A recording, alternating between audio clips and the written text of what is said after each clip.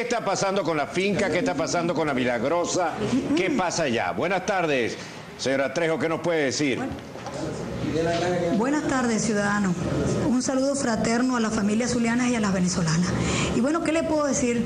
Que una vez más el gobierno arremete contra una mujer y 10 hijos, contra cientos de familias venezolanas. Más de 32.000 hectáreas fueron expropiadas. Bueno, yo todavía me pregunto qué fue lo que sucedió con la finca La Milagrosa. No sé si fue un allanamiento militar, una ocupación o simplemente una confiscación. Quiero que se me explique y le pido una explicación al gobierno para saber qué ha hecho con el patrimonio de mis hijos. Una pregunta. Yo escuché al abogado de Manuel Rosales y hablaba de cubanos en la finca. ¿Por qué? ¿Qué es lo que está ocurriendo ahí con esa finca? ¿Por qué no pueden entrar? Yo me pregunto y me hago la misma pregunta que usted. No sé si hay una ocupación extranjera. No entiendo por qué tantos militares dentro de 319 hectáreas.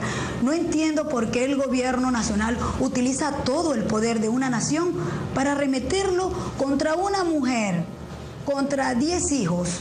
Y de verdad, cada día me asombra la manera como fue tomada las instalaciones de la finca de La Milagrosa, cuando en este momento estamos hablando de guerra, utilizamos el componente militar, utilizamos la artillería, el ejército, para ocupar unas tierras que pudieron hacerlo de manera simplemente documental, siguiendo el debido proceso ciudadano. ¿Por qué es tan peligrosa Evelyn Trejo? No, Evelyn Trejo no es peligrosa. Peligrosa es la mujer que levanta su voz y que como una fiera herida cuida el patrimonio y el legado de sus hijos. Se me está arrebatando lo que con mucho esfuerzo, con trabajo, con sudor en la frente, Manuel produjo antes de ser candidato a la alcaldía. Miren, hay una cadena documental que el gobierno la tiene en sus manos, de dónde provienen los bienes o la declaración jurada de los bienes de Manuel Rosales. Está allí.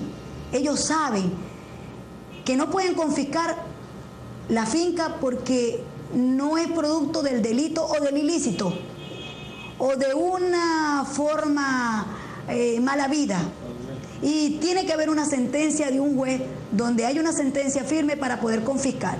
Para poder expropiar tiene que hacerse una expropiación pensando siempre en el colectivo, en el Guáimaro, en el 35 o en el 24. Pero Manuel siempre se ocupó de que la gente que estaba allí en el pueblo tuviera una escuela. Hizo 4 escuelas en las instalaciones de Colón. De tal forma que no entiendo por qué una expropiación cuando no se nos ha dicho que la propiedad privada no es nuestra.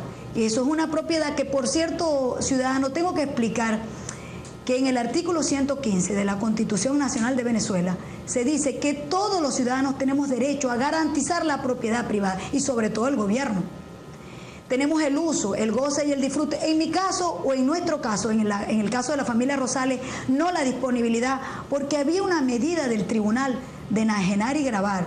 Por lo tanto, ni se podía vender ni hipotecar. No entiendo por qué el gobierno utilizó el ejército, la DICID, la Guardia Nacional, para tomar 319. Lo que sí puso de manifiesto es que Manuel Rosales no tiene 31 fincas, como ellos decían, que lo único que tiene Manuel Rosales son 319 tierras bien trabajadas, no como la gente ha querido o el INTE ha querido hacer verle al país, tierras ociosas. No, tenemos un documento del propio INTE donde le otorga la calidad de productividad de las tierras, por lo tanto no son ociosas.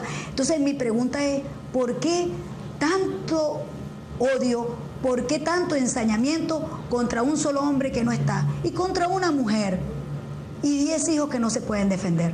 Yo me pregunto por qué el gobierno hace estas cosas, no solo con Evelyn Trejo, sino con cientos de familias de Venezuela que han sido despojadas de su patrimonio y de su trabajo y de su esfuerzo, y por supuesto de la propiedad privada. Gracias, Evelyn Trejo. Por supuesto, no tengo una respuesta. Breve pausa y seguimos.